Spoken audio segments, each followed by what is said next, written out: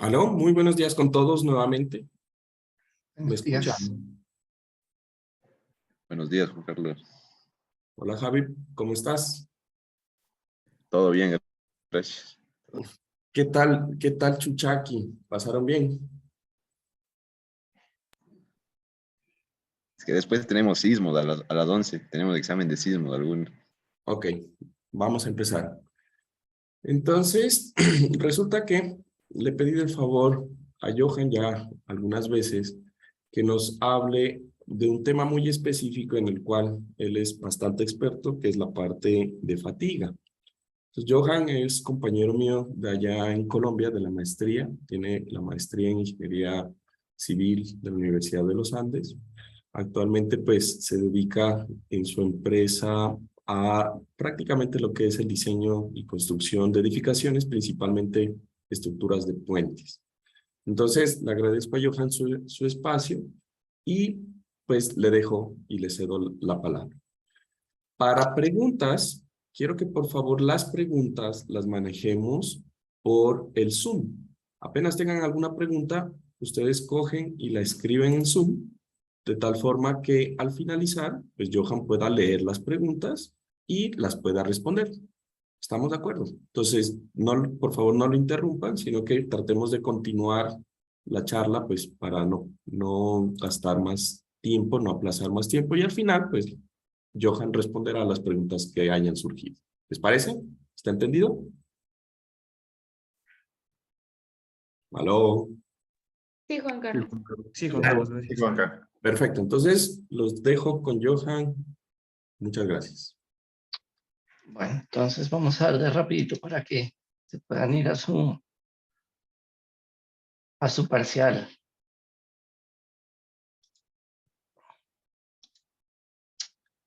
Vamos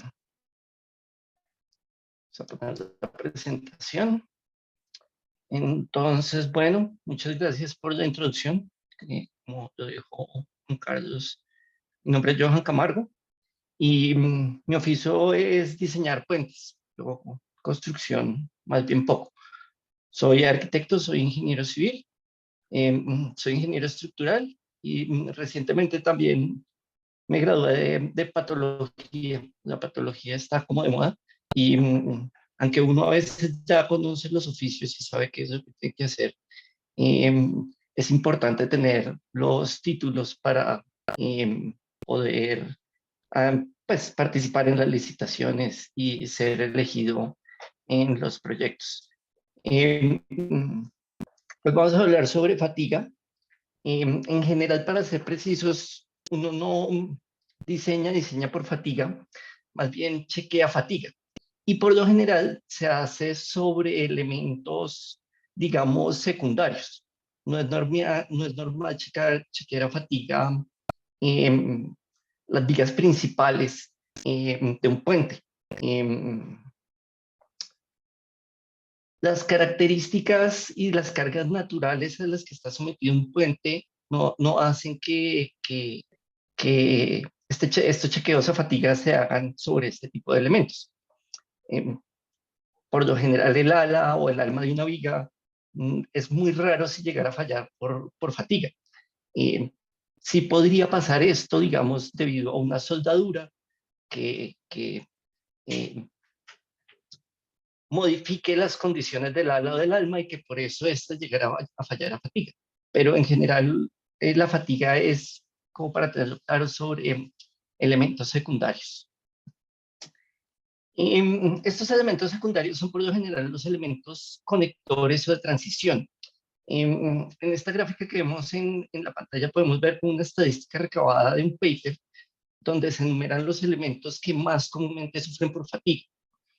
Cabe resaltar que la fatiga se presenta por lo general cuando por algún motivo no se tiene en cuenta algún tipo de interacción entre dos elementos estructurales donde se genera un esfuerzo secundario. aquí pueden ver estadísticamente que la mayoría de las fallas son conexiones entre vigas y los elementos de soporte para carga principal, es decir, como conexión viga-columna o cualquier tipo de apoyo inmediato, por ejemplo, la conexión entre la viga y el elastómero, mejor entre la viga, digamos, entre la platina que se le pega por debajo al ala inferior de la viga y esa platina después se apoya sobre la platina superior del elastómero. Es una de esas cosas que uno siempre debe chequear por fatiga. Uniones entre diafragmas y conexiones cuando el refuerzo es transversal, los elementos de borde articulados o recortados, defectos de soldadura muy típicos de hacer que las cosas fallen por fatiga, esfuerzos adicionales en miembros con sección que es variable, que cambia de tamaño la sección, tensiones inducidas por vibraciones secundarias en pendolones. Bueno, pero esto es como para que digamos que entendamos que el universo de la fatiga está más relacionado con este tipo de elementos que son como los elementos secundarios de, de, de los puentes y no los elementos principales. Pero primero, pues la presentación va a estar dividida en estas 4 partes. En la primera parte nos vamos a poner de acuerdo como en el lenguaje y el fenómeno que vamos a atacar, los fundamentos de la mecánica de materiales, que son la base con la cual se estudia la fatiga. Luego vamos a ver teorías físicas involucradas en el asunto, la resistencia a la fatiga en específico. Eso sí, pues de manera como muy general, pues, digamos, informativo para que las personas que estén interesadas específicamente en el tema puedan, digamos, ahondar por cuenta propia en la forma como se investiga la fatiga. De manera muy rápida vamos a pasar a la normatividad que rige el diseño, como ya lo dije, más bien el chequeo. Y al final, un par de ejemplos. Como se dieron cuenta en la presentación, más que todo la fatiga es una cosa que se verifica en el acero.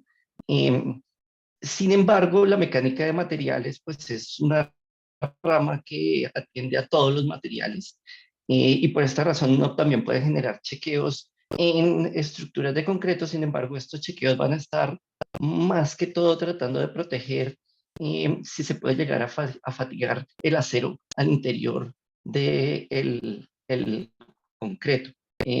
Al final hay un ejemplo de este caso en específico, pero por lo general, como les contaba, pues esto no es como lo más común. Vamos a empezar. Aunque la mayoría de los textos que me ha tocado se define la fatiga como aparece aquí en esta presentación, a mí me gusta más hablar, cuando hablo de fatiga, en términos de vida útil. Amarrar la fatiga a la vida útil me permite recordar en todo momento que al referirme al problema, inmediatamente estoy hablando de un fenómeno que sucede a lo largo del tiempo, a largo plazo. Entonces, para poder identificar este fenómeno deben existir 2 cosas. Primero, una carga más o menos cíclica. Eso significa que el elemento debe estar sometido a 2 esfuerzos, por lo general opuestos, digamos, compresión, tensión. Y segundo, pues, tiempo. Solo se habla de fatiga si la carga, que como ya dijimos debe ser de carácter cíclico, es predominante o más bien como importante, mejor dicho, si la carga de fatiga es la que domina sobre las otras cargas que naturalmente está sometido un elemento. Por lo general, nosotros revisamos primero, cuando arrancamos siquiera a prediseñar un puente, los esfuerzos básicos y la estructura principal de la superestructura que es la viga, pues se predimensiona pues a momento y a cortante, pues con unas fórmulas aproximadas.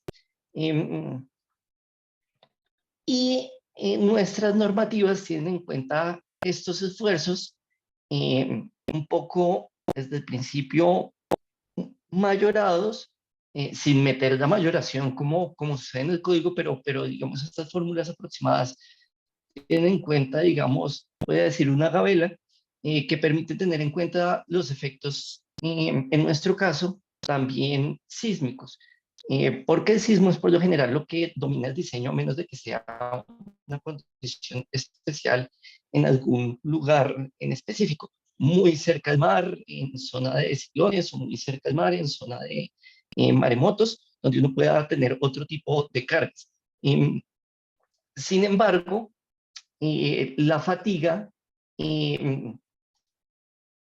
como chequeo, se debe tener en cuenta una vez estas otras cosas ya se han revisado, debido a que hace parte de los diseños, digamos, del detallado, por lo que tiene que ver con estos elementos secundarios. De manera general, se identifican 9 aspectos que afectan la vida útil por fatiga de un material o cualquier elemento estructural. Esta lista de los efectos, esta lista que dejo aquí en la presentación es como la lista de los efectos típicos, los efectos comunes y corrientes asociados con la fatiga. Sin embargo, veremos más adelante que para los chequeos de fatiga la probabilidad de que muchos de estos efectos ocurran o las condiciones u otras variables que afectan más a los puentes no son muy altas. Y eso nos ayuda a tener en cuenta menos cosas y así hacer más simple el chequeo. De estas 9 cosas que aparecen aquí en esta lista, por lo general el código tiene en cuenta 4. Eso no significa que los demás efectos nunca ocurran, a veces pasan, sino que son menos comunes y por lo general no dominan. De todos modos, acá les quedan, por si alguna vez les llegara un caso raro que ustedes notan que fue producido por alguna cosa medio cíclica y que pasó luego de un buen rato en un puente, digamos después de unos 25, 30 años o algo así, y, y ustedes, digamos, de pronto están revisando este puente, hacen el par de chequeos que son obligatorios por norma, y todo se ve bien, como todo dentro de lo normal. Entonces, bueno, pues pueden volver a esta presentación y revisar qué otro efecto podría estar afectando la, la estructura.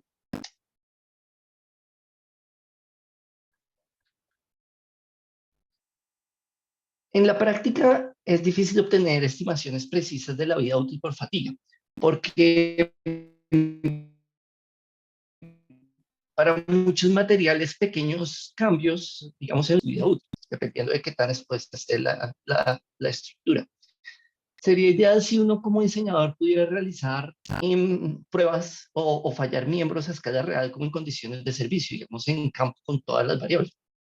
Pero pues hacer ese tipo de pruebas requiere por lo general como mucho tiempo o mucho dinero. Ni siquiera en los países desarrollados con mayor capacidad económica hacen esto de esa manera, aunque cada vez más en los puentes que son importantes y que se terminan convirtiendo más en hitos para las sociedades, utilizan elementos de control para poder medir pues no solo la fisuración que se puede producir por fatiga o los efectos que pueda producir la fatiga, sino en general todos los efectos. Sin embargo, la mayoría de elementos que existen, digamos que son remotos, pues como lo que domina las cargas y lo más, digamos, lo primero que se debe chequear cuando se está diseñando una estructura que tiene una importancia significativa muy cerca de la falla de San Andrés, pues por lo general tiene que ver es con sismo. Eh, pero en la empresa recién conocimos un caso en el que se está revisando el control a fatiga, esto pues en California, pues sobre un puente que pues tiene una importancia eh, significativa. Si tenemos tiempo, de pronto lo miramos. Yo tengo por ahí unos planitos, o si cualquier cosa, Después les cuento para poder seguir avanzando. Entonces, tratar de hacer esto cuesta mucho dinero. Por lo tanto, como ya han aprendido el curso de materiales, los datos obtenidos de las pruebas de laboratorio son la base común, son los números de partida para el cálculo de vida útil por fatiga. Y estos números, pues como es de fallar probetas y hacer pruebas de laboratorio, son estadísticos. Como ya se lo deben imaginar, estos datos pueden no ser suficientes para definir en su totalidad la vida útil por fatiga de un miembro real. No obstante, estas pruebas de laboratorio, que es como lo que tenemos a mano, sí nos sirven para determinar cómo las variables generales de carga sobre la vida útil por fatiga y nos permiten comparar la resistencia a la fatiga de varios materiales, y eso nos ayuda a establecer cómo la importancia de los métodos de fabricación, los acabados de la superficie, eh, algunas cosas, cómo puede afectar el ambiente, efectos extremos. Entonces, el fenómeno completo de la vida útil por fatiga consta de 3 fases. Una primera fase que es el daño por fatiga inicial, es decir, el nacimiento de la fisura, eso que produce como el inicio de la fisura. La segunda parte es como la propagación de una o varias fisuras que resulta en la separación parcial de una sección de un miembro. Se considera que esta etapa ocurre hasta que la sección transversal restante, la parte no fisurada, ya no puede aguantar la carga que está siendo aplicada. Recordemos que esta carga, digamos, no es con la combinación de las cargas, sino específicamente de la carga del fenómeno de fatiga. Y la última parte tiene que ver específicamente con la fractura del miembro. Tradicionalmente, los datos de vida útil por fatiga se expresan como el número de ciclos necesarios para iniciar una grieta. Pero también que esta grieta siga creciendo lo suficiente como para producir una fractura. Si aparece una fisura y luego con el tiempo no hay un crecimiento, no podemos decir que estemos hablando de, de fatiga. La gráfica de la derecha muestra precisamente esto para diferentes materiales. El comportamiento de materiales en esta gráfica nos ayuda a clasificar en principio los materiales, digamos, en 2 tipos. Materiales que tienen límite de resistencia y materiales que no tienen límite de resistencia. Y es fácil identificarlos una vez están graficados, porque ellos mismos se delatan por la forma de su comportamiento cuando el número de ciclos tiende al infinito. Esto es importante porque eso significa que hay un grupo de materiales, aquellos que pertenecen al primer grupo, o sea, los que tienen límite de resistencia, que independientemente de la cantidad de ciclos a los que se ha sometido, si la carga no sobrepasa cierto valor que vamos a llamar valor de grieta crítico, y esto ya lo vamos a ver un poquito más amplio más adelante, pues el material no va a fallar. Y eso ya como que nos va definiendo un poco los límites para el chequeo. Noten ustedes que si el esfuerzo es menor que el límite que marca la curva, el elemento no falla por fatiga. Asimismo, si durante la vida útil del elemento no se alcanza el número de ciclos para que falle por fatiga, pues digamos que el elemento puede fallar, pero entonces no se estaría estudiando un caso de fatiga. Quiero que presten especial atención a lo que pasa aquí en este cambio en la curva. Estos son, digamos, 3 materiales diferentes, con propiedades, digamos, diferentes, con resistencias diferentes. Y si se fijan con cuidado, alrededor de este valor, aunque son metales, todos tienen como el mismo comportamiento a partir de ese valor. El material resiste, digamos, los esfuerzos más grandes antes de ese valor y apenas llegue a ese valor, como que llega como a su límite de resistencia. Esto también va a dividir, nos va a ayudar a identificar cuando estamos analizando el caso específico de fatiga o si puede ser que el material haya fallado por alguna otra razón.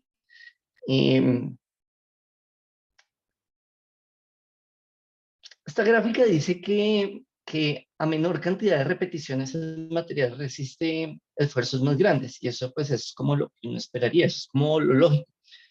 Pero más o menos al llegar a 1 por 10 a 6 ciclos sin necesidad de que haya un incremento de carga, el material podría fallar.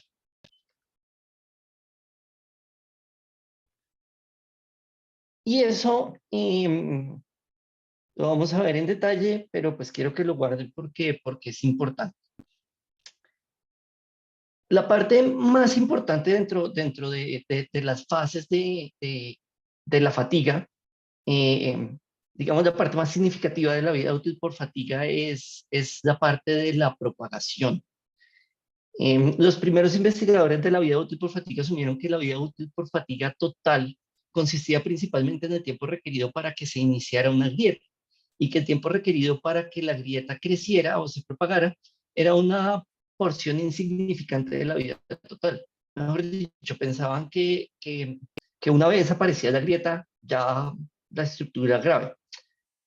Sin embargo, con el desarrollo de métodos más precisos de detección y rastreo de grietas, se ha descubierto que las grietas microscópicas se desarrollan muy temprano eh, y crecen a diferentes velocidades hasta que ocurre la fractura. Debido a estas técnicas modernas, es común en investigación usar como tasas de iniciación y crecimiento de fisuras para predecir la vida útil por fatiga. Alternativamente a esta gráfica que se ve a la derecha, los datos de fatiga también pueden expresarse en términos de tasa de crecimiento de grietas. En nuestro caso particular, nosotros vamos a cotejar los datos de vida útil por fatiga sobre datos experimentales, datos de ciclos de tensión y ciclos de deformación que salen como de fallar probetas en laboratorio. Para aquellos interesados en los métodos analíticos de predicciones de fatiga, pueden consultar la bibliografía como al final de la presentación. También hay revistas totalmente dedicadas a la fatiga, como la revista internacional de fatiga, obviamente todo esto en inglés, porque pues, la producción de hispanohablantes sigue siendo menor con respecto a temas muy específicos. Ya empezamos a tener buena producción como en los temas generales como comportamiento o sismo o carga.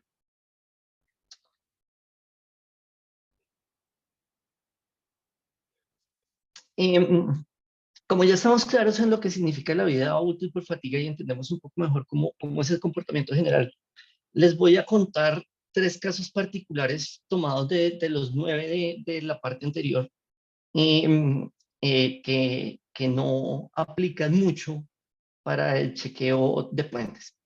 Un primer caso es la fractura debida a una carga cíclica baja, es carga cíclica bajita.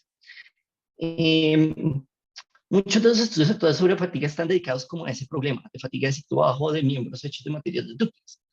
Nosotros no le ponemos como mucha atención a este tipo de casos porque la vida útil de un puente debe ser por lo mínimo de 75 años. Esto por lo menos para Colombia no estoy seguro, en Ecuador, pero por lo general es así y los valores tengo entendido que son lo mismo. Pero eso para que, digamos que los puentes de todos modos así se diseñen para 75 años, aquí en Colombia pasan 75, 100, 125 años y para que realmente lo cambien, no, se tiene que prácticamente que caer. Si sigue funcionando ahí, seguirá funcionando menos de que haya una razón eh, mucho más importante para cambiar este puente. Entonces, las cargas cíclicas que son bajas en corto tiempo, pues a nosotros como que no nos afectan y entonces esas las vamos a desestimar un poco.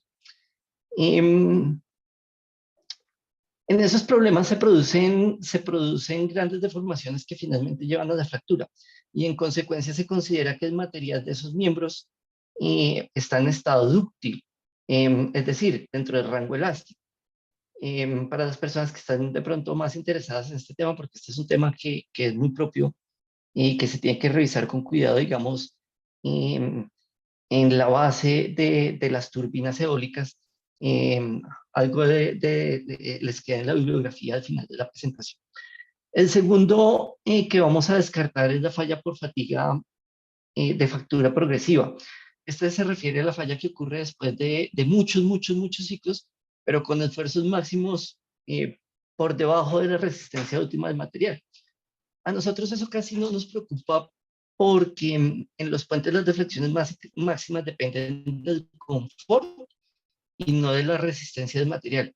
Y como la carga viva es pues específicamente pesada, y si no fuera por el sismo, tal vez la carga viva es como la que domina, y digamos que es después de la carga sísmica pues en los países donde nosotros vivimos, es la carga viva, digamos, ya que la siguiente en orden de importancia. Pues mejor dicho, el camión pesa, y eso sumado a la línea de carga, y eso sumado a los factores de mayoración. Entonces, pues digamos que la fractura progresiva es algo que no, pues que sería muy raro que se presente. Y por último, vamos a descartar la falla por fatiga térmica. Eh, las fracturas por fatiga a alta temperatura también les dejo un libro, pues un autor eh, que habla sobre eso dentro de la bibliografía, pero pues nosotros trabajamos a temperatura ambiente. No, un cohete no es una sonda que está entrando a la atmósfera, y nosotros estamos utilizando maquinaria que está fundiendo metales, piedras, nada como por el estilo. Ahora, para hacer más fácil el chequeo de la fatiga, ni siquiera vamos a tener en cuenta todas las tres fases, solo las primeras dos. La primera, como dijimos, el inicio de la fisuración, la cual está asociada a la microfisuración, y la segunda, la propagación de las grietas, que está asociada a la etapa de macrofisuración. En el campo de la física en el que nos vamos a apoyar para investigar la etapa de microfisuración, que usamos para puentes, se conoce como método por esfuerzos. Sí, es el mismo que se utiliza para suelos, digamos, es círculo de Moore. Y para la macrofisuración se llama mecánica de fractura, que usa como la base de la mecánica clásica de materiales para predecir el comportamiento, pero digamos con algunas pequeñas modificaciones. Entonces, ¿cómo pasa el inicio de la fisuración debido a cargas cíclicas? El concepto básico del análisis de la mecánica de las fracturas para predecir cuándo un elemento se fractura es la existencia de un tamaño de fisura crítico para una geometría y una carga específica. Ese tamaño crítico se denomina A sub CR, aquí le puse A crit, porque vamos a ver ahorita otros tipos de nomenclatura. Y como se darán cuenta en estos próximos minutos, ese tamaño crítico está directamente relacionado con el límite de resistencia. En algunas aplicaciones prácticas, digamos el caso de nosotros como los puentes, el tamaño de la grieta o defecto crítico por lo general es lo suficientemente grande como para que ese efecto de esa grieta, pues la mayoría de las veces, se pueda detectar visualmente y se pueda corregir antes de que el elemento se ponga en servicio, o si ya está en servicio, digamos, durante su mantenimiento. Y eso se puede ver, digamos, en esta fotografía del puente de la derecha, que este tipo de tamaño crítico por lo general es, digamos, notable. Sin embargo, nosotros también estamos sometidos a un efecto pues, que son las grietas subcríticas. Estas grietas subcríticas pueden en servicio crecer hasta un tamaño crítico y causar pues fallas que pueden ser catastróficas. Existen varios como mecanismos de crecimiento de grietas subcríticas. De particular importancia en los problemas prácticos son como los mecanismos de fisuración por fatiga y de corrosión bajo tensión. Y eso es lo que vamos a ver acá. Los criterios de fatiga que asociamos con el crecimiento de grietas por el mismo mecanismo de fatiga. El mecanismo de agrietamiento por corrosión, pues es una cosa donde está más involucrada la química y eso, pues digamos, es otra rama de investigación diferente. Sin embargo, a escala molecular, se deben tener, o sea, nosotros debemos ser conscientes que los procesos de crecimiento de grietas por fatiga no pueden ser explicados en su totalidad si no se tiene en cuenta la corrosión. Pero la corrosión y la oxidación en estructuras civiles es algo que siempre está presente porque es algo que es debido al contacto, por lo general, con el oxígeno y con la humedad. Entonces, pues tendríamos que salirnos prácticamente del planeta Tierra para que no se pudiera tener esto en cuenta. Tomemos, por ejemplo,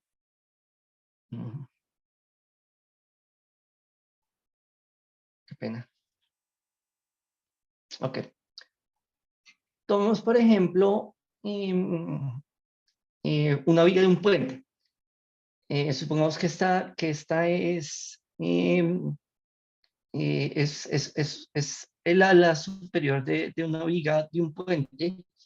Pues naturalmente esta viga está sujeta a cargas que producen pues, momentos, es decir, la fuerza dominante, pues, la que es la generadora del diseño. Ahora, supongamos que miramos con un microscopio la cara superior de la viga a medida que pasan los camiones, los vehículos que por lo general pasan pues, por este puente.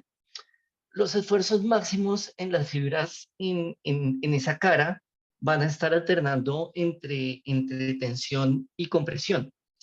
Y a su vez, de manera local, lo que va a suceder es que en la superficie estos ciclos van a generar esfuerzos cortantes alternos. Estos esfuerzos cortantes alternos, de acuerdo con lo que ustedes ya vieron cuando aprendieron pues sobre el círculo de Moore, son máximos a 45 grados con respecto a la dirección de donde se genera la tensión y la compresión.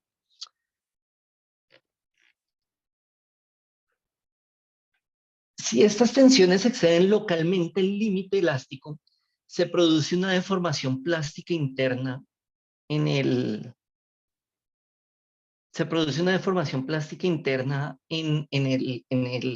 digamos, muy zonificada en los granos superficiales.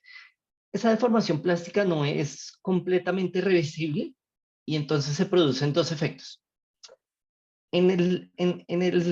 Digamos, en el espacio que está más esforzado, que está totalmente esforzado por esfuerzos de corte a 45, hay un endurecimiento general pues por la deformación en la superficie. Y los granos que localizan la deformación a lo largo como de estas bandas de deslizamiento pues, que son activas y que están a 45 grados, pues están en la dirección principal máxima. Y lo segundo que ocurre es como un flujo irreversible de la superficie que produce como extrusiones, digamos que como unas mini montañitas que apilan como el material en la superficie. Esas montañitas pues tienen las extrusiones y unas intrusiones, o sea, como unos mini valles. Esos mini valles están asociados y eso es lo que termina convirtiéndose como en la microfisura a lo largo de la superficie. La fisura se propaga inicialmente a lo largo de esta banda de deslizamiento activa como una grieta pues en la etapa 1, hasta que alcanza una longitud suficientemente grande con respecto al elemento para que el campo de tensión en la punta de la grieta se vuelva dominante. Bajo esa carga continua y repetida, esa intrusión luego se convierte ya en una grieta más grande y entonces entramos en la etapa 2, normal a la tensión principal máxima, hasta que el elemento pues finalmente se fractura. Durante la propagación, es decir, en la etapa 2, se producen pues estas estrías ondulaciones no solo en el sentido de las bandas, sino también en sentido transversal a la grieta. Son también fuerzas perpendiculares a la dirección donde está sucediendo, digamos, la atracción. El crecimiento de la grieta desde que ésta se genera, digamos, en el lugar localizado desde estos valles que terminó por dar origen a la fisura, hasta la propagación es un proceso que sucede muy rápido. Digamos, una vez el material llega a ese punto donde va a fallar, en términos de ciclos, de vida útil, de fatiga, pues es un momento muy corto. Es casi inmediato. Por esa razón, el proceso está fuertemente controlado como por el inicio de la fisuración. Pero lo bueno es que se requieren cantidades bastante grandes de deformaciones plásticas alternas para que esas intrusiones y extrusiones se formen. Y pues para que se precipite la fractura por fatiga. De ello uno puede entender que una vez que se ha iniciado una grieta en cualquier superficie que por lo general es inicialmente lisa, eh, eh, pues esa fisura, perdón, se propaga, digamos, en tamaño de fisura, sin todavía ser grieta, digamos, estando todavía en la etapa 1, se propaga pues rápido debido a la alta concentración de tensiones. Esto si se quisiera calcular específicamente bajo qué esfuerzo se produce el inicio de la fisuración, ¿no? O bajo qué esfuerzo se producen las microfisuras, pues utilizaríamos este método de esfuerzos y las ecuaciones resultantes se podrían hallar con el círculo de Moore para la condición de esfuerzos principales. Yo les dejo aquí las ecuaciones ya resueltas, pues para que esté interesado en botar de corriente a la parte algebraica. Como les había contado al inicio, los ensayos convencionales de vida útil por fatiga se hacen pues principalmente fallando probetas. Y por lo general esas probetas son de superficie lisa porque el acero naturalmente tiende a ser más liso que rugoso. Por supuesto, estas probetas se someten a cargas cíclicas de rotación, flexión o tensión, comprensión uniaxial, y los resultados se presentan en curvas de gráficos como el que podemos ver a la izquierda, que se llaman curvas sigma n o SN.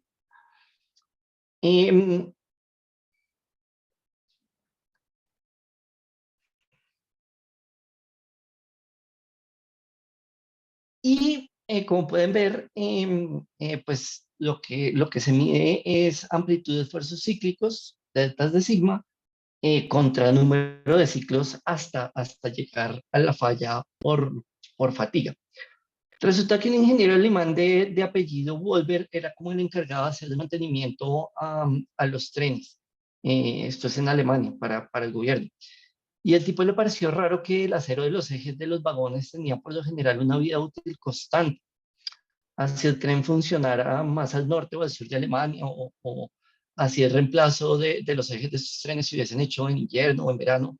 Era como si las variables medioambientales a los ejes de los trenes que están por debajo y que pues tienen la característica de estar más o menos protegidos, no los afectara tanto como el medio ambiente.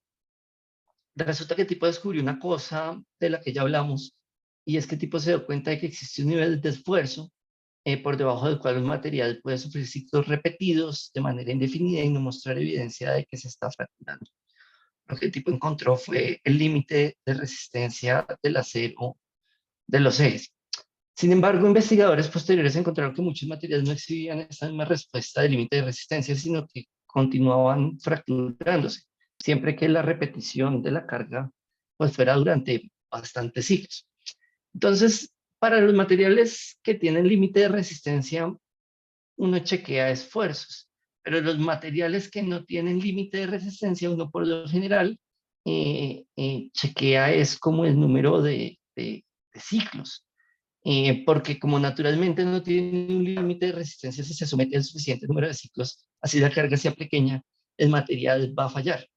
En ambos casos, el esfuerzo límite se denomina sigma L, y es lo que vemos aquí en esta gráfica. El límite de resistencia sigma L es una propiedad importante del material para elementos sometidos a cargas de fatiga, siempre que el número de ciclos de carga se acerque al número asociado con sigma L.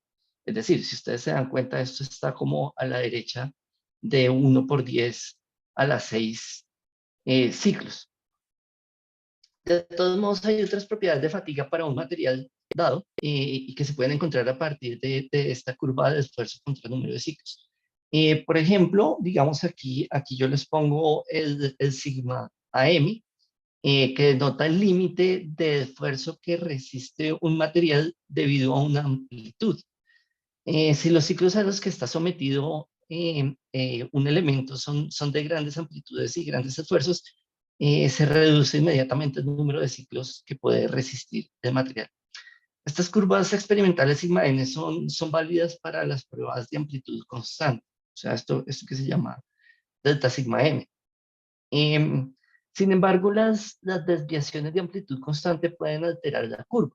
Si uno quisiera, uno podría someter un acero a un esfuerzo cíclico, pues, digamos, estirarlo y soltarlo, estirarlo y soltarlo, estirarlo y soltarlo, durante un tiempo lo suficientemente largo por debajo del límite de resistencia, encontrándonos, digamos, por aquí cerquita a donde está el punto A.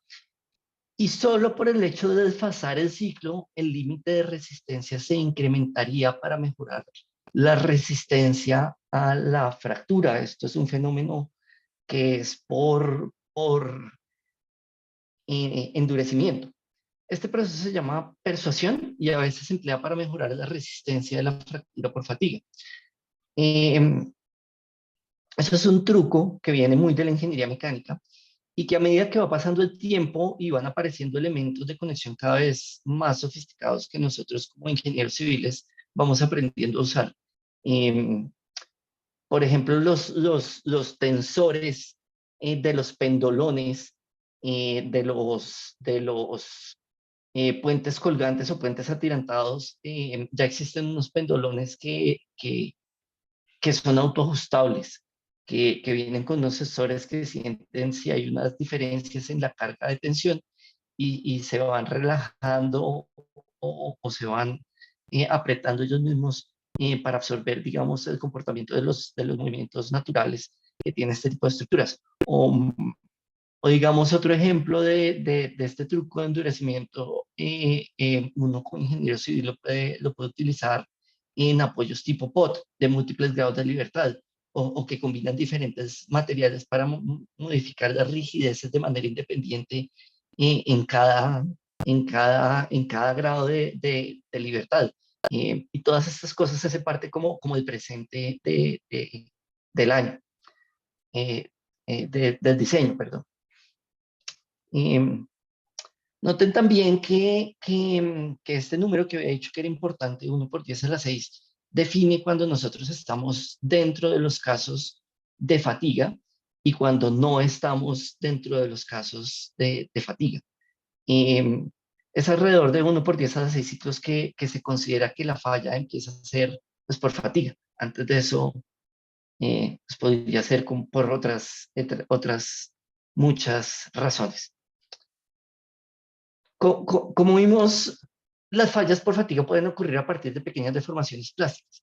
Tales fallas se denominan fallas frágiles y por lo general son el resultado de un ciclo de fatiga elevado.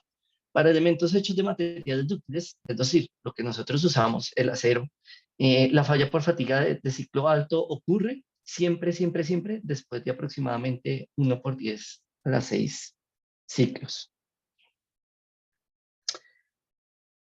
Eso fue con respecto a la etapa 1, la microfisuración. Y eso va, digamos, hasta el límite de resistencia. Después de eso, de ese límite viene la etapa 2, la macrofisuración, el crecimiento de la grieta. Ya vimos que la amplitud, la periodicidad, la cantidad de ciclos y el tipo de material son factores predominantes en el fenómeno. Nos queda como lo más fácil y lo lógico, el efecto de la carga. Esta gráfica que vemos ahí nos dice que a medida que se incrementa la intensidad del esfuerzo, se aumenta el tamaño de la grieta.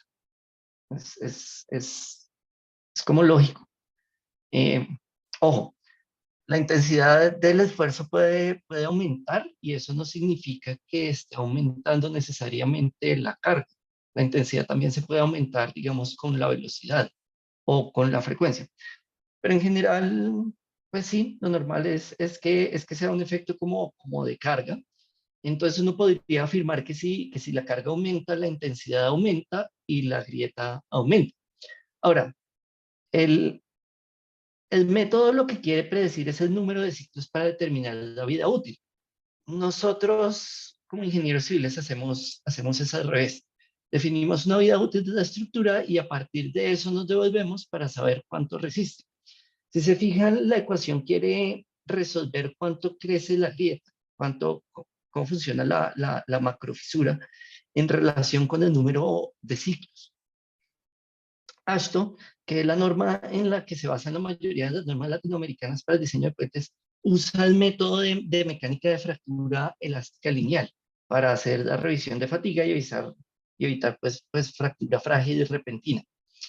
Ellos usan este método porque es como el más popular a nivel investigativo y su objetivo, pues mejor dicho, el objetivo de la mecánica de la fractura es esencialmente reemplazar como incertidumbres en los factores de diseño convencionales, lo que no sabemos, pues por parámetros como más cuantitativos o más confiables que vengan de medidas más directas del laboratorio, de la resistencia, del material.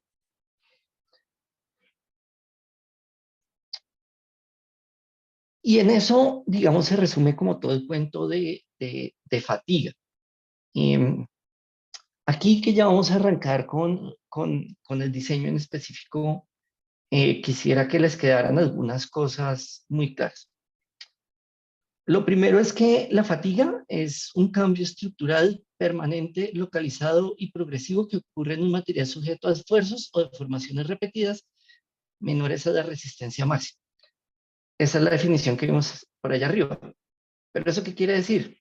Pues que fatiga es carga cíclica y vida útil, no más. Que la vida útil por fatiga, que es el fenómeno que nosotros estudiamos, es o tiempo o número de ciclos antes de fallar. Nosotros nos enfocamos en que sea pues un número de ciclos.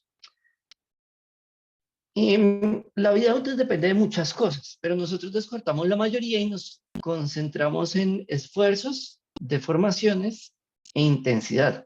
Lo otro como temperatura, corrosión, etcétera, etcétera, ya sabemos que existe, pero que no nos compete tanto a menos de que estemos haciendo alguna cosa muy particular o especial. Recuerde que la fatiga tiene 3 fases, pero que nos enfocamos solo en las 2 primeras, que la primera es la fisuración, donde aparecen las microfisuras, y la segunda es la propagación, donde aparecen las macrofisuras o digámoslo ya, las grietas. La propagación es la fase que domina el comportamiento, es la fase que domina el comportamiento. Y para conocer la propagación usamos métodos de mecánica de fracturas.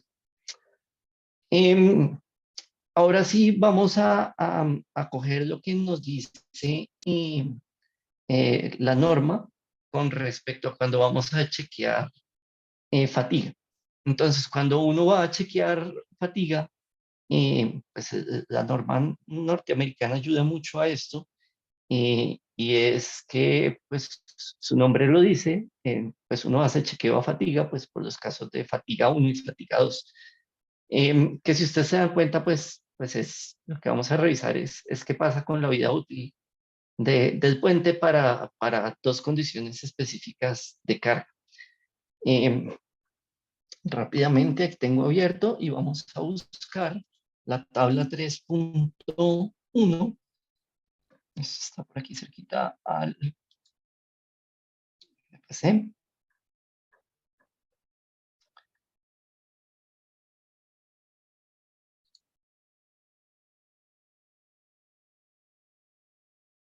Está aquí antes de los mapas, antes del está por aquí. Este es el comentario. Entonces, en la parte de los... Ahora se me perdió la bendita tabla. 3, 4, 1. Estoy en 3, 10. Ah, es que aquí todavía están los botes. Lo que quiero que se den cuenta en esta tabla cuando estén buscando ustedes para armar sus propias tablas, yo ya se las saqué ahí, es que el caso de fatiga, pues solo tiene en cuenta la carga viva. En las combinaciones de carga, ahora sí, por fin llegué, casi que no. Aquí están todas las cosas que uno tiene que revisar a un puente. Sin embargo, si se dan cuenta, el caso de Johan, fatiga 1 disculpe, y no sé fatiga si 2 están mostrando la solo tabla. tiene que ver con... Aló. Sí, Aló, estoy mostrando la tabla. No, no se está ay, viendo. Aló. solo ¿Me estamos viendo escuchan? la presentación. Solo estoy viendo la presentación. Ok. Ah, sí, quedó. Voy a poner la pantalla completa.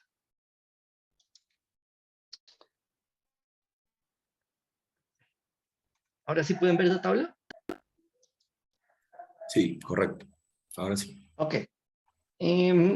Yo se la resumí acá. Aquí ustedes van a encontrar de dónde sale todo siempre en la parte de los subtítulos, pero quería que viniéramos un momento acá para mostrarles que la fatiga es un caso como de los más sencillos porque solo tiene que ver pues como con la carga viva, no tiene involucradas otras cargas. Entonces la parte de combinación la hace pues fácil.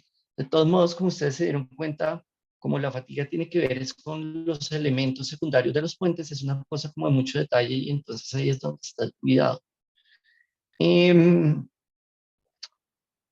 para el chequeo por fatiga se utiliza un camión diferente, no es el mismo camión, ojo que ustedes ya deben saber que de su clase que esta distancia entre ejes varía, en la fatiga no. Aquí está separado fijo pues los 9 metros. Y el factor de presencia múltiple para fatiga pues no aplica. El tándem tampoco aplica para fatiga. Lo que pasa es que pues, yo lo tengo así para mi memoria de cálculo, entonces siempre lo dejo ahí. Pero para fatiga es solo el camión, el tándem no se usa. Em, el incremento por carga dinámica se mantiene en el 15%, y esto es porque pues ustedes se pueden imaginar que la velocidad del camión afecta si se pueden llegar a producir más esos valles y esas montañitas que generan pues la microfisura.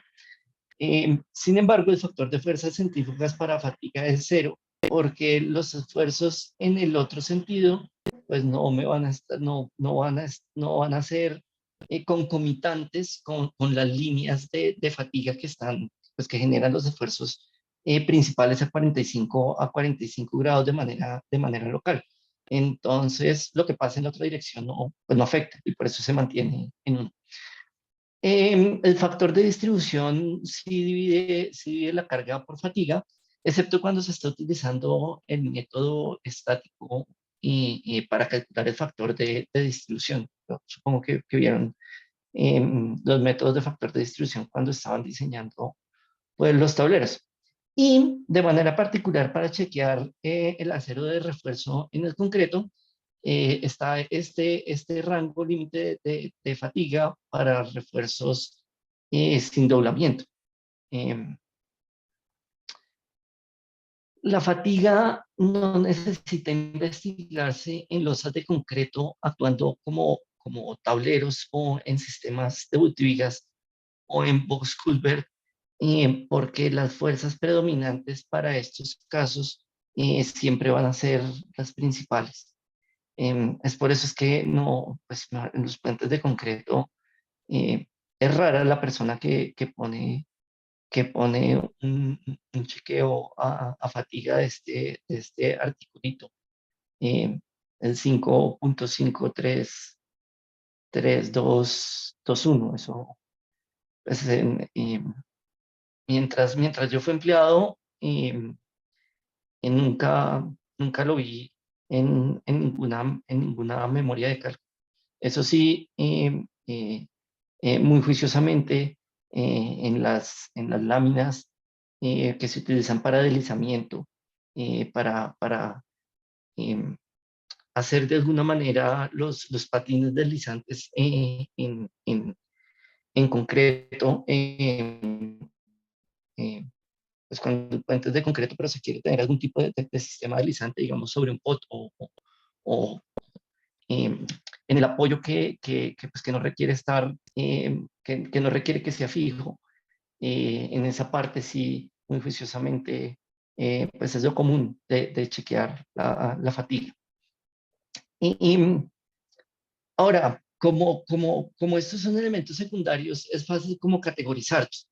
Y todos los elementos estructurales y sus detalles, entonces se diseñan para satisfacer los requerimientos de una categoría específica. Hay 5 categorías con sus categorías al interior. Esto pues es como para poder extrapolar. Y esas se denominan con un apóstrofe y se leen prima, ¿no? Digamos P', C', E'. Esta gráfica es la gráfica original de donde sale la información y ahorita vamos a ver cómo utilizarla. Pero la mayoría de las normativas también nos traduce esto en unas tablas. Y nosotros podemos meter esas tablas en Excel e interpolar los valores que necesitemos, digamos, para hacer el diseño de una manera eh, automática. Uno lo que hace es que pues identifica el elemento que va a fallar, viene a estas tablas que inician en la página 748 del PDF de la ASTO versión 2020. Van hasta la página 762.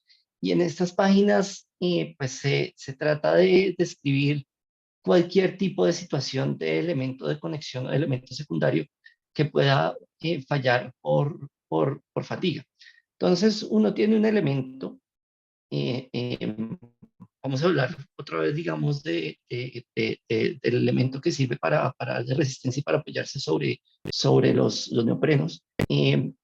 Y ese elemento pues tiene que estar soldado al ala inferior de la viga, entonces a su mismo tiempo funciona como un rigidizador. Uno cuando ya lo tiene identificado, mira las condiciones de acuerdo a la descripción. Con las condiciones de acuerdo a la descripción, identifica en qué tipo de categoría está.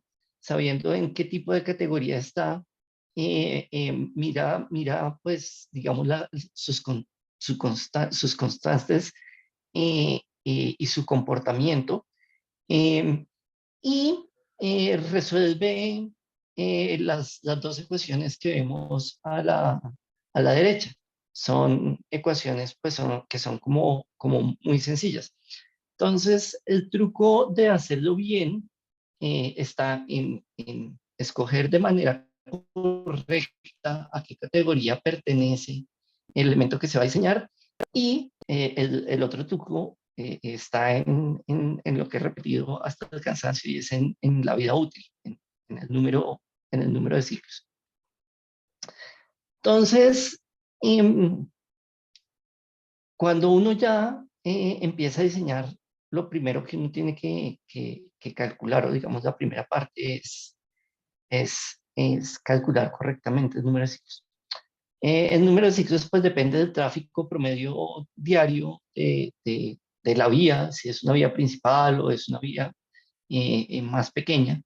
Y esto es un dato que a nosotros nos entrega el ingeniero de vías o el ingeniero de transporte, y que es un dato de entrada con el cual pues, nosotros necesitamos entrar a trabajar.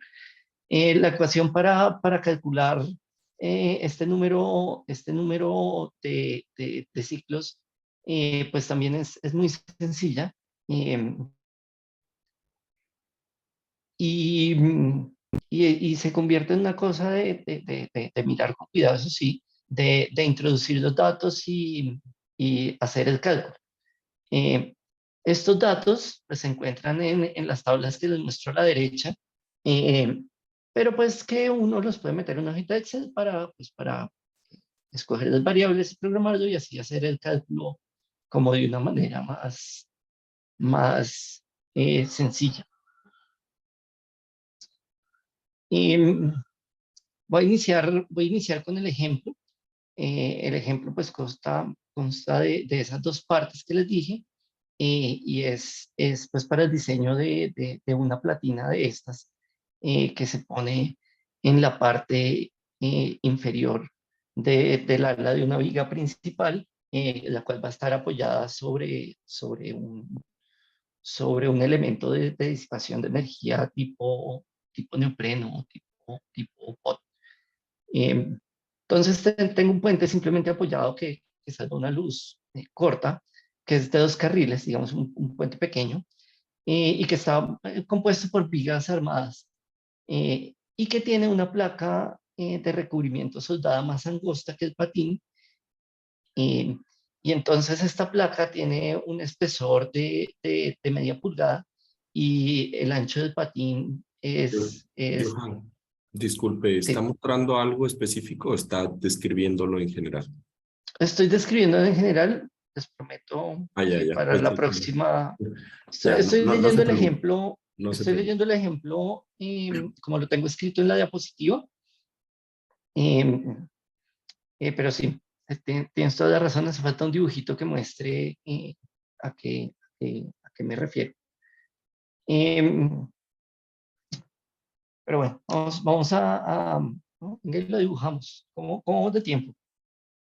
No, yo creo que por esta vez mejor como íbamos, no se preocupe. Ya creo que los chicos están un poquito apretados, entonces hagámoslo. Ok. El tráfico total anual diario es un dato que tengo de entrada. Me dicen que todas las uniones son con soldadura de penetración completa. Esto es lo estándar de la industria. En Colombia se les llama vía interdepartamental a las vías que son menores, que tienen, digamos, solo 2 carriles, un carril por sentido. Y se me exige que el puente tenga una vida útil de 75 años. Entonces, lo primero es calcular el número de ciclos con la fórmula que ya vimos. Entonces, revisamos la condición, que es para una viga simplemente apoyada con luces menores a 40 pies. Entonces, vemos que n es igual a 1 de la tabla de número de ciclos por fatiga. Esta tabla que está aquí, que la pueden revisar ya con las referencias, pues ustedes con respecto a la norma. La edad, la vida útil del puente que tiene que ser 75 años, pero pues claramente nosotros vamos a convertir estos años en ciclos y entonces pues, tenemos que pasar esto pues, prácticamente a días. Entonces por eso lo multiplicamos por 365. Luego de eso, pues utilizamos pues, el tráfico, pero a eso pues utilizamos la fracción de camión que pasa por carril. Digamos, se utiliza este factor reductor porque es poco probable que sobre el puente estén al mismo tiempo el carril de carga, es decir, que tengamos un trancón encima del puente y que encima de eso tengamos el camión de carga. Eh, esa cosa del camión de carga y la línea de carga, me lo imagino como que hay un trancón y que dentro del trancón preciso quedó parqueado en la mitad del puente uno de esos camiones que cargan carros. Aquí en Colombia se llaman nodrizas, no sé en Ecuador cómo se le llaman, pero pues es improbable que haya un trancón y que queden pues 2 nodrizas en sentido contrario paradas en la mitad del puente. Em, entonces se multiplica el tráfico por este factor de camión por carril y se reemplaza en la ecuación y tenemos el número de ciclos. En este caso me dio 1.8 por 10 a la 8 ciclos. Si nos devolvemos a la gráfica, pues nos vamos a dar cuenta que estamos aquí en esta parte. Lo segundo después de haber hecho eso es identificar a qué tipo de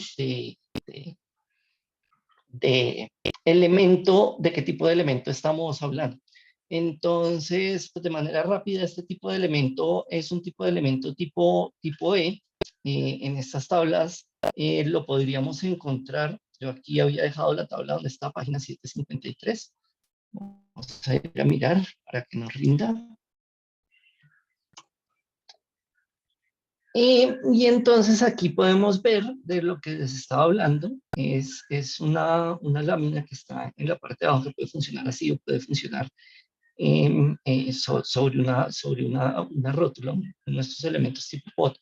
Pero el caso de nosotros, digamos, es como como este tipo de caso. Es una base metálica que puede funcionar hasta como rigidizador y pues que tiene un grosor menor a 1 pulgada. Eso me dice que pues la categoría, me dice la constante A cuánto es y me dice también pues cuál es el límite de resistencia que puede tener.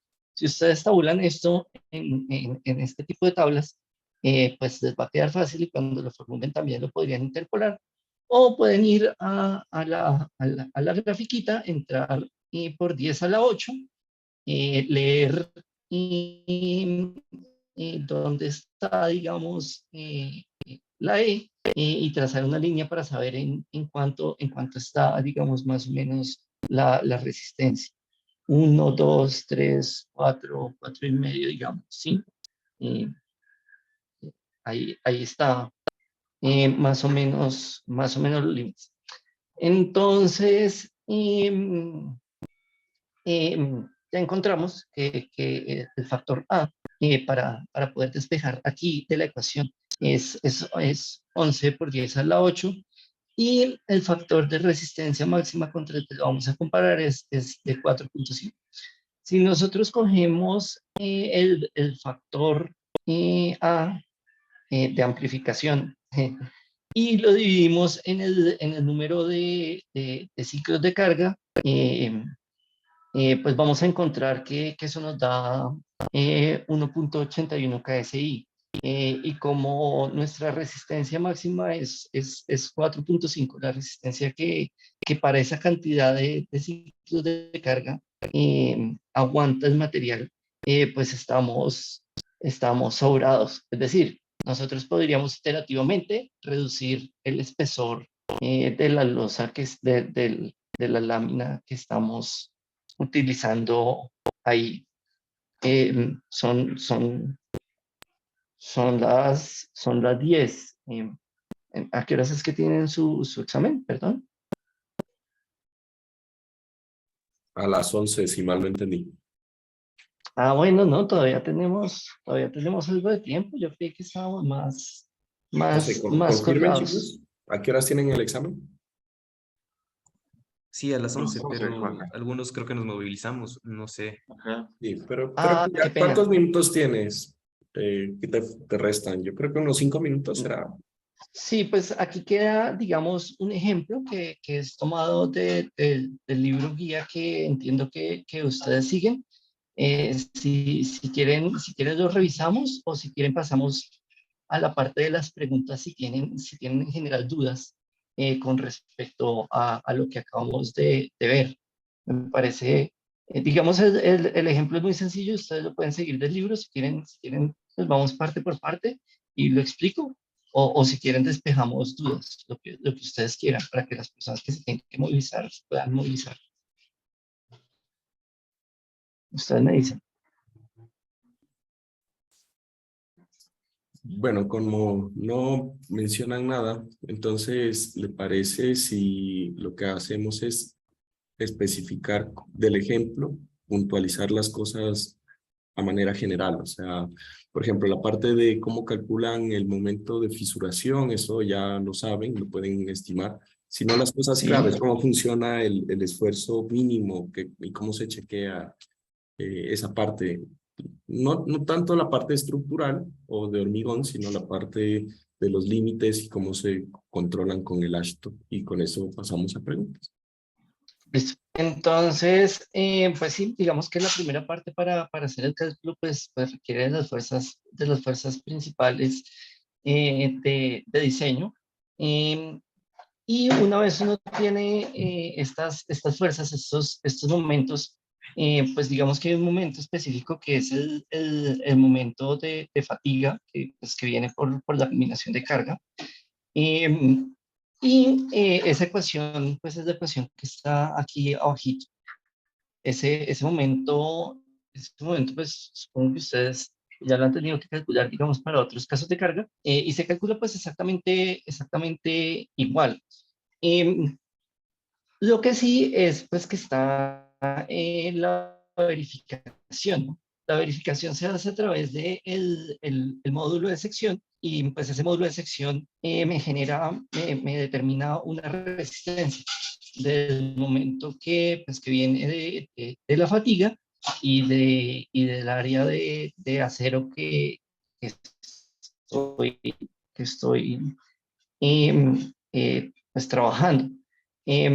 Uno mira la fatiga para carga viva, y digamos, pues lo divide también en como la fatiga para la carga muerta, pues porque si el puente no tiene tráfico, eh, pues lo único que está sucediendo es que hay una carga, eh, pues la carga del precio propio del puente y de sus elementos, que pues una vez ha pasado la carga viva se queda moviendo durante un tiempo el puente, pero pues que son cargas menores, pero sin embargo de algo uno se tiene que agarrar para poder definir los límites, y ese límite para fisura pues es el mínimo de la carga muerta. Y el que tiene la carga viva con todos los juguetes, pues es el límite máximo. Eh, Uno aplica, teniendo esos límites, la ecuación que ya habíamos visto aquí en esta parte, que es muy particular, y revisa si uno está entre el rango del límite mínimo y el límite máximo. Eh, en este caso del ejemplo, obviamente muy preparado, está un poco hacia arriba, pero pues la cantidad de acero que tenemos precalculada desde que calculamos pues a través con los momentos, pues el 99% de las veces funciona. Sin embargo, programar este pedacito de chequeo, calcular su límite mínimo y máximo, debido a que ya tuvimos que calcular las cargas muertas y vivas, pues para hacer el diseño del puente, es muy sencillo. Entonces, agregar este chequeo eh,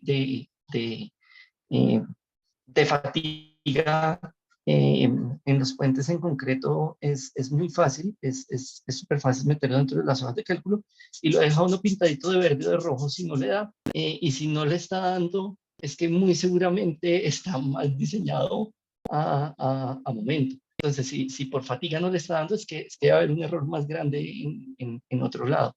Entonces, más que por el mismo chequeo a fatiga, es bueno tener esta fórmula porque le dice si uno va bien dentro del proceso de diseño. Y digamos que esa es la razón principal por la cual eh, eh, a mí, de manera particular, me gusta tener este ejemplo en, en la presentación. Y ya, eso es fatiga. Listo. ¿Dudas? ¿Quejas? Entonces, ¿Reclamos? no veo preguntas en el chat. Entonces, lo que vamos a hacer aquí es el procedimiento que hacemos siempre, Johan. Así que, por favor, ¿podrías dejar de compartir eh, la, la presentación? Perfecto, listo. ¿Sí? Entonces, los que estén atentos en este momento, prendan la cámara.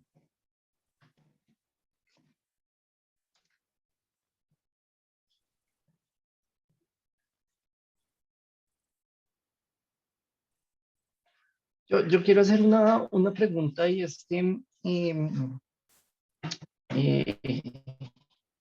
digamos que yo durante una parte de mi vida investigué acerca de fatiga, pero Digamos que ya por el trabajo y eso estoy alejado un poco de la investigación y me dedico más a trabajar y pues los chequeos fáciles se me ha convertido en una cosa mecánica.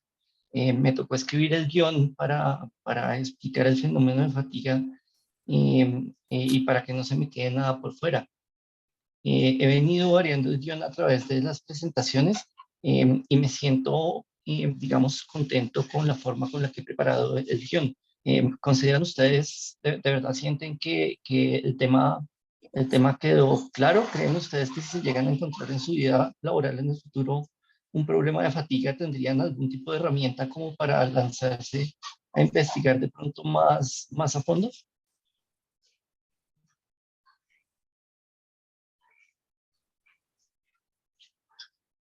¿Por qué tanto silencio? Así son tímidos, sin cerveza. Yo creo que Eso veo. con 2 charlas ya quedaría muy bien, porque por el tiempo creo que sería como que mejor dividirla en 2 charlas para así que no esté tan condensado tanto en una sola. O bueno, yo creería así. Ah, bueno, bien, también. No es mala idea. Bueno, chicos, entonces, Qué pena, no, yo no escuché, me podrían, por favor, escuché súper entrecortado. dijo Mauricio. Si quieres, puedes repetirle, Mauricio. Así que considero que sería como que todo lo que explicaste mejor como que en 2 charlas para que no se sienta un poquito tan pesado y tan condensado en una sola. Ok, Ujú. Listo. Entonces, una vez concluida la charla, le agradezco mucho nuevamente a Johan. No veo preguntas acerca del tema, lo cual puede ser muy bueno o puede ser muy malo, porque uno no sabe si es que no se entendió nada o se entendió todo. Pero ya para respetar el tiempo que ustedes tienen y sus próximos exámenes, pues le agradecemos a Johan. Y este video va a quedar registrado en la parte del curso como tal, como los otros videos, para que los puedan repasar más adelante. ¿Listo? Entonces, muchas gracias, Johan. Muchas gracias con todos y pues que les vaya excelente en su examen. mucha suerte, sí. Chao, chao.